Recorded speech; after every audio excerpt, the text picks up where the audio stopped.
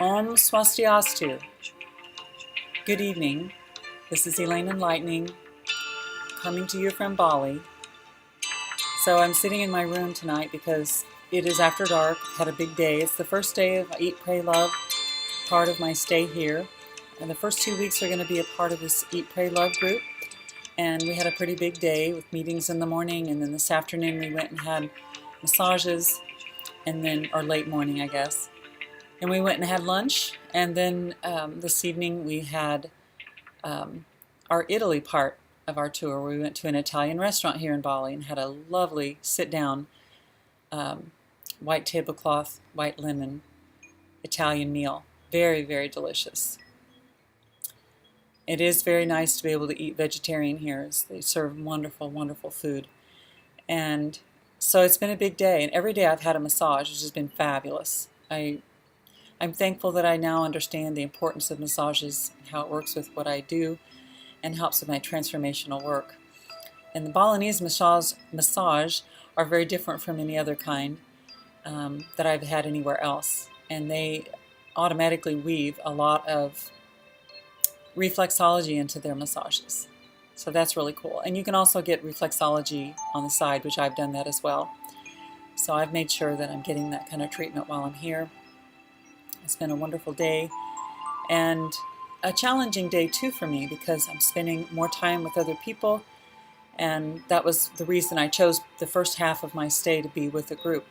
It's a small group, which I prefer anyway, and of course we have quite a bit in common since we're all on a spiritual journey, and we are recognizing that together.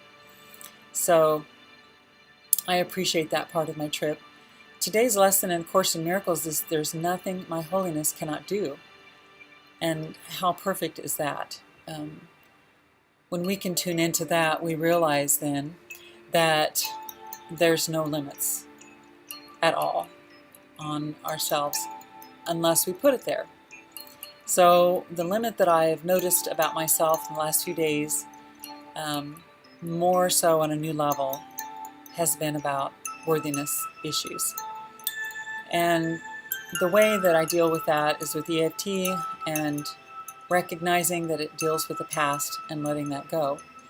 So today I took the lesson, sat down, and I also intertwined writing in my journal, which is part of our Eat, Pray, Love tour as well. We also have a theme for each day coming from the book Eat, Pray, Love by Elizabeth Gilbert.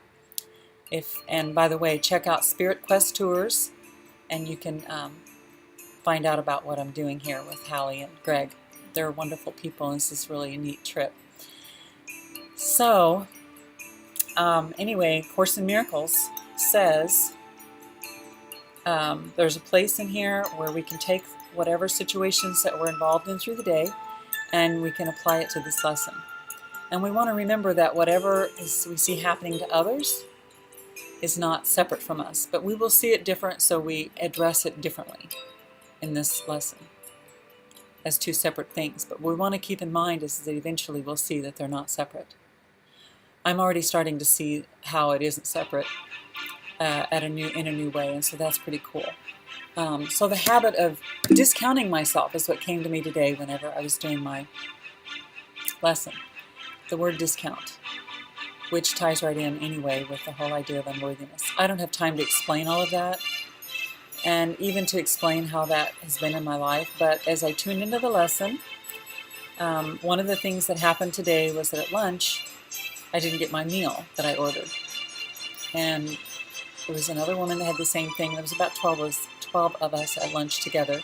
We ordered all at the same time, and our meals didn't come, and we kept thinking that they would come, and they would come, and they would come. And eventually, we found out they forgot to make them. And so there's that scarcity, there's that not receiving. And it comes from the idea of discounting myself. And so I went in and I tuned into what that meant in my life, and it brought up some of my past, brought up some specifics from the past, and specifically related to my mother, and it gave me an opportunity to see new levels of things that I needed to let go of. And so that was what I did with this lesson. In this situation involving such and such, in which I see myself. There is nothing that my holiness cannot do. Or if it has to do with someone else, in this situation involving someone else, you name them, in which he or she sees himself, there is nothing my holiness cannot do. So once we start practicing the idea that we're not alone and that we do affect other people with the way we think, and we are also, of course, are manifesting the reality from our thoughts. And this world is filled with all of our perceptions, and really they're misperceptions. So the idea of judgment and evaluation. So what I think is worthy or unworthy really is coming from my own thinking, and that's all of it. I want to let it go, because all I want is truth. And everything we see can be transformed. So that's what we're doing with these lessons. It's allowing the transformation to happen.